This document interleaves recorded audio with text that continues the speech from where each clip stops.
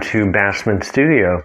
In this, one of the three-part series, for the first time in Bassman Studio on my channel, I will be doing a series painting Botticelli's Birth of Venus. Now, if anyone's very familiar with the Birth of Venus, it was painted by Sandro Botticelli in the Renaissance, and it dates to about 1484 to 1486. It is a painting that was done in tempera, which is a pigment mixed with egg yolk. So it was a common pigment to be used, that was used in the Renaissance by many artists. And Botticelli painted this Birth of Venus on canvas. So if you ever have the wonderful opportunity of going to Florence to the Uffizi, you could see it in person. It's quite large. And it depicts Venus, the goddess of love and beauty. So at this point, no one knows exactly who commissioned this painting, so it's still unknown. And art historians can only guess as who commissioned it. It could have been Lorenzo de' Medici, who was a great patron of the arts back in the Renaissance. So we're going to copy the painting. So this first part will be the underpainting, or rather the drawing of the painting. The second part, we will start adding color, and the third, of course, will be the finishing details of the painting. So I'm going to walk through the step-by-step, of course, instructions of how to copy Botticelli's Birth of Venus, and I will also talk about the painting while I'm working on it. So thank you for watching. Sit back and relax. And thank you for tuning into Bassman Studio. Let's start this new video.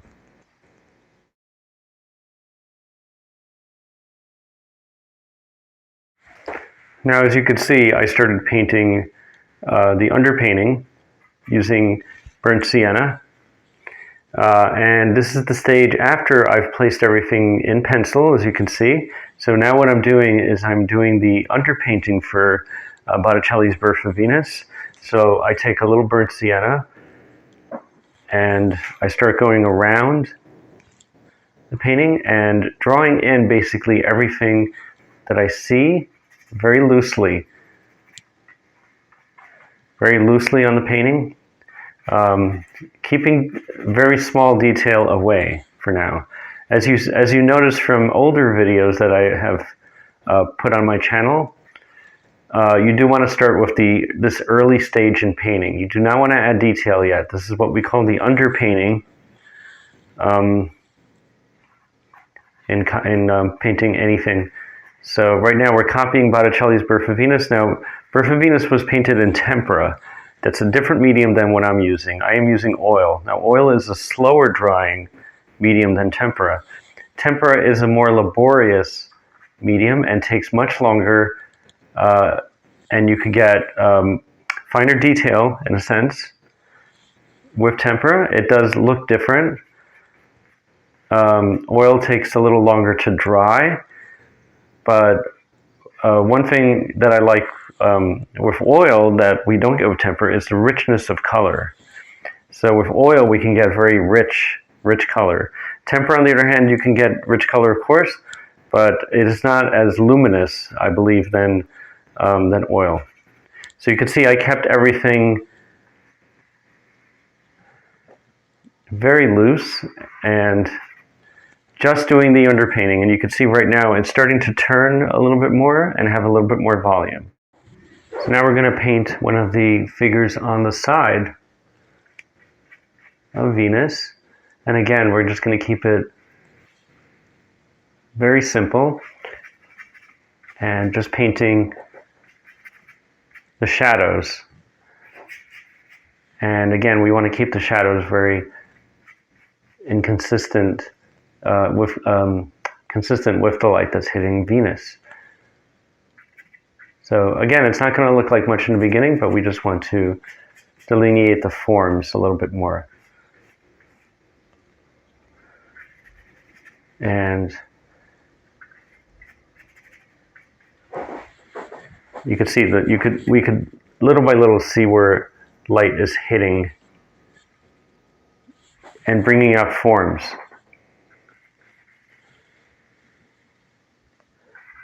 And just very loosely, you see.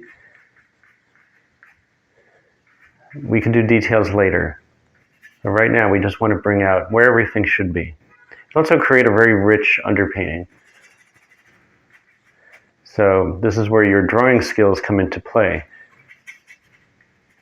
such as anatomy and proportions. So you don't want to make things too long, too short, etc. And make sure all the limbs are where they should be. You don't make arms too long, arms too short. So lastly, on this figure, we just want to put where her feet are as we're placing her. And as you can see from the original, there's an enormous amount of shadow on the bottom. So very loosely, you see, just going into the canvas. You could hear the canvas because I'm pushing the paint into it. And you can see she's being pulled out a little bit from the canvas.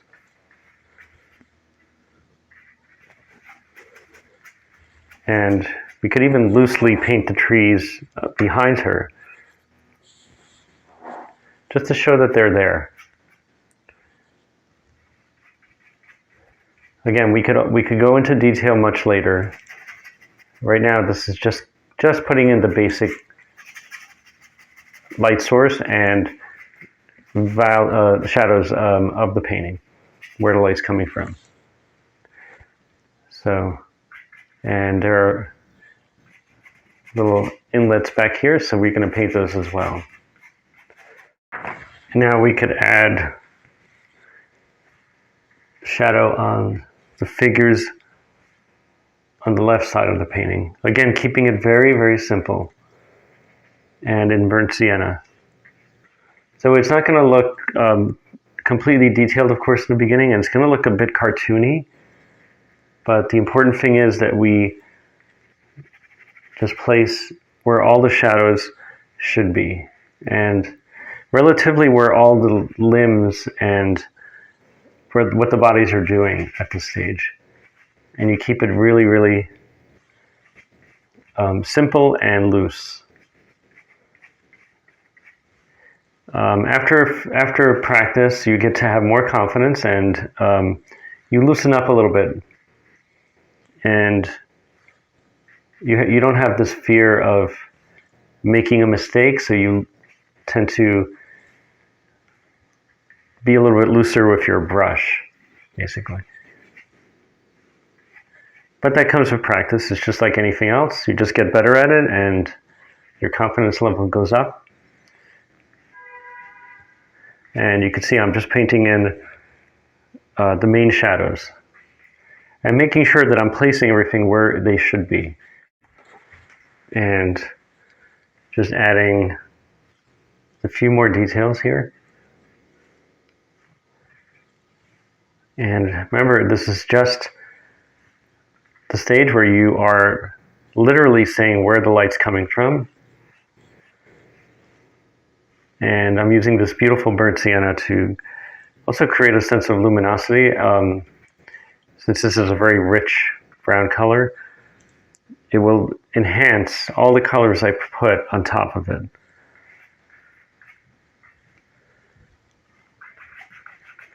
And just putting in where legs are, where feet would be, and they are flying in air, so you want to give that sense of them floating, basically. So you can see most of the painting has been, the underpainting is almost complete, so I could still add a little bit more of the underpainting just to make sure everything is fine. And this is the part where I just go around making sure that I've put every part of the underpainting that needs to be put in there, that nothing is left to chance, basically. And here you can see I'm just going around and making sure forms are correct. I don't want to overdo it, so the challenge is not to overdo it, but just to have enough where you have a solid foundation, so when you add color, you're not in the dark about it. You know where everything should be, and you're going to place everything where it should be in the painting. Now, being that this is a very large painting and a copy of a masterpiece, I am taking a little longer than normal if I was to paint, like, let's say, very small. So now, to me, it's very liberating to paint this big. Some people may be a little scared to paint this big, but I can tell you that it's great practice. It does loosen you up, and it's also a lot of fun. It's very liberating to me to paint this large. And I have had the opportunity to actually see this painting in person. I can tell you it's gigantic. So I am by no means painting this to scale. So this is large, I believe, for me, you know, in terms of my YouTube videos. But if I did want to paint to scale, this painting would be enormous.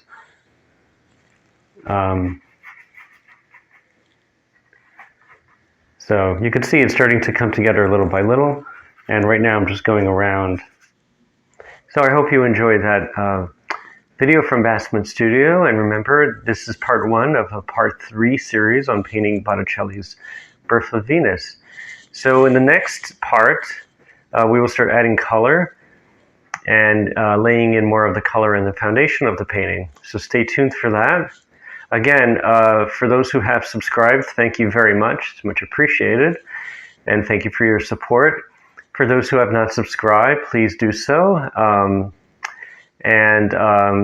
You'll be able to see new videos coming soon, as well as check out some of the old videos I have posted on Bassman Studio. Again, any questions or comments you may have regarding today's video or any other videos I've posted on Bassman Studio, please let me know in the comment section. So remember, go out there, be creative, be brave, be expressive, and don't let fear stop you from creating great art. I'll see you next time on Bassman Studio. Have an amazing and creative day, everyone. Goodbye.